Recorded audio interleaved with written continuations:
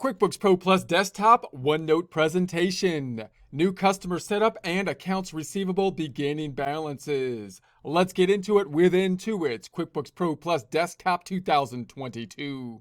If you have access to OneNote, would like to follow along, icon left-hand side, topic introductions, 6340, new customer setup and accounts receivable beginning balance. Also take a look at the immersive reader tool, topic introductions in the text area as well. Same name, same number, but with transcripts. Transcripts that can be translated into multiple languages and either listened to or read in them. Same name and numbers presentations as well. Topic introductions designed to give an introduction to the topic, provide screenshots, links where applicable, give accounting background to complement the presentations, and can be used to follow along with them if you don't have access to the software at that time.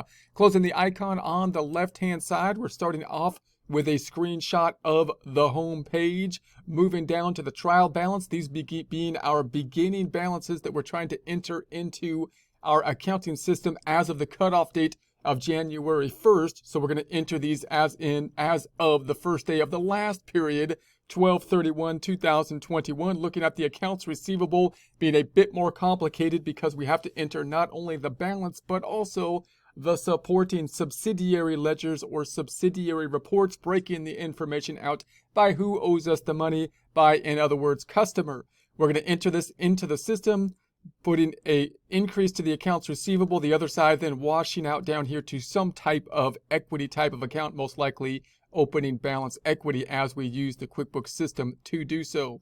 We're going to the lists drop down, taking a look at the chart of accounts. Within the chart of accounts, we see accounts receivable right here. There's the balance we would like to put in place. If it was some other account, then we could simply open it up and go to the edit drop down, rise up, edit, and then we can put the opening balance in place. But we don't have the opening balance item here as we do with some other accounts because QuickBooks doesn't let you do it that way, given the fact that QuickBooks is saying, we need you to give me a subledger, a customer, to tell me who the account is for. For example, if I go to the fixed asset account here, you do see the opening balance here because you don't have such problems with the fixed asset type of account.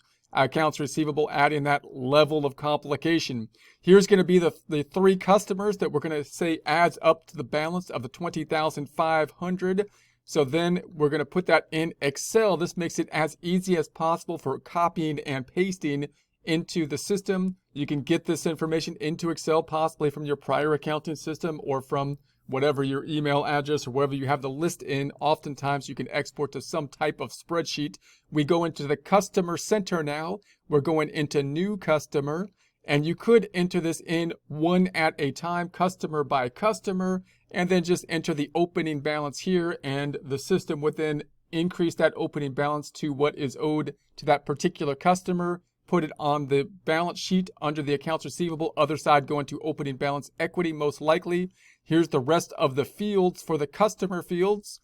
So you could enter this information line by line, or you could go to the customer drop down and add multiple customers at one time, so that if you have a list of customers and you want to add a lot of data at one point, including addresses and phone numbers and all that stuff in the fields we saw above, you can then use a format like this where we have the information listed out and we can add multiple customers. We can customize this item by going up to the top right here button and then customizing the fields, the drop down or the fields in a vertical fashion here, lining up to the horizontal columns when we see it after we complete this process. What we would like to do is have these fields line up to what we have on our Excel sheet.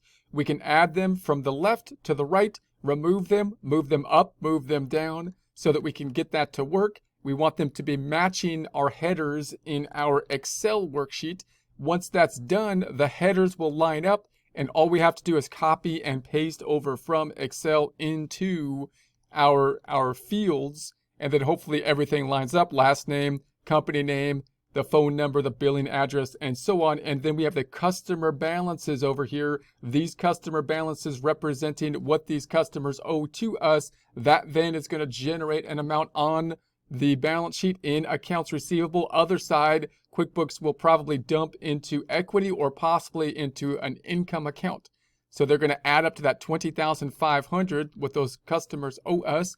Here we are in the customer center where we have the 3 customers lined up here, balances in place for them. So now if we go into a particular customer, we can see that some of these fields have been populated as we added them in our multiple items to be adding them. We got the 20,500 showing up on the balance sheet now. The other side down here in the net income. So they didn't put it in opening balance equity. I should have known that. They put it into net income because they made an invoice, because that's typically the thing that's going to be increasing the accounts receivable. So if we go in there, you see your invoices. These are the invoices that we use. Now, we didn't make an invoice. We didn't actually populate. Here's the invoice that they made. But they used the invoice because the invoice is the form that increases the accounts receivable in the system. So the other side then went to the net income down below. So here is the transaction in opening balance equity. Here's the profit and loss. You can see this 20,500. They dumped over here into the uncategorized income.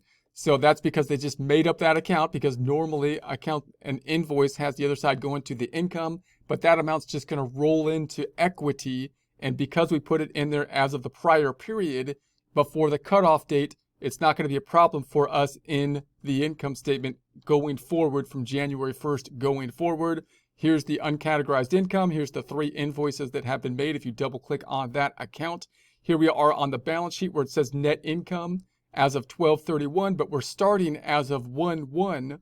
So at 1/1, the year that we're going to be going in place, 2022, it's going to go into the owner's equity account. So this one as of 12/31/22, and it's going to go into owner's equity.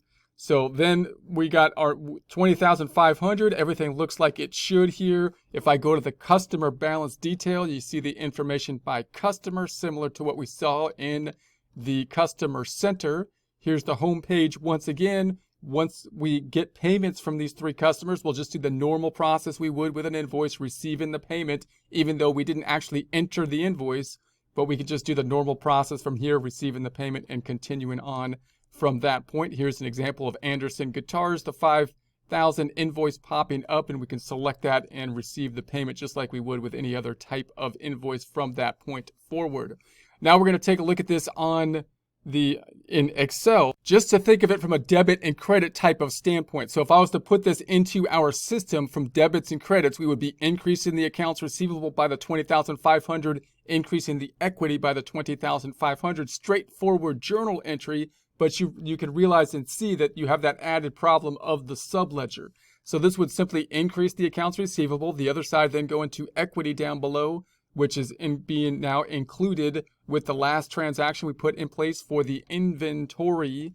And then here we have our accounts. So we increased the accounts receivable to the 20,005. The equity was at the 2,896, increased by the 20,500 to the 23,396. The subledger then is a similar process. This is kind of like the added report that QuickBooks forces us to be able to do by not allowing us just to do a journal entry, not allowing us just to basically enter the information into opening balances, but rather making us assign a customer to it so QuickBooks can make, in essence, a subledger, which is another report, the report by customer. Here's the subledger that we put the same information for Anderson, Smith, and the Jones guitars, those adding up to the balance in the accounts receivable. So here's what we have thus far. We put the inventory in place, go into equity, the accounts receivable go into equity. So here's the balances that we have at this point in time. And then we can see the general ledger accounts as well. The general ledger accounts supporting the accounts that would be on the trial balance. We've got the inventory subledger supporting the inventory number by both unit as well as by the amounts and types of inventory that we have. And we had then the accounts receivable subledger over here supporting the amount on the accounts receivable. So typically what you would do in accounting software is you enter this information in with forms. In our case, we entered it in by entering the actual items related to inventory, and then for customers and the customer balances, then we could jump to basically the financial statements, which are kind of like the end component, and see the trial balance, which is similar to basically the trial balance over here. And then once we're at the endpoint, we kind of drill down on that to the data. For example, in accounts receivable, that would give us something like a general ledger type of account, giving us the information by date. And then we can drill down and say, I would also like to see that by subledger, by customer, which would be another report in QuickBooks, like a subledger breaking that information out by customer.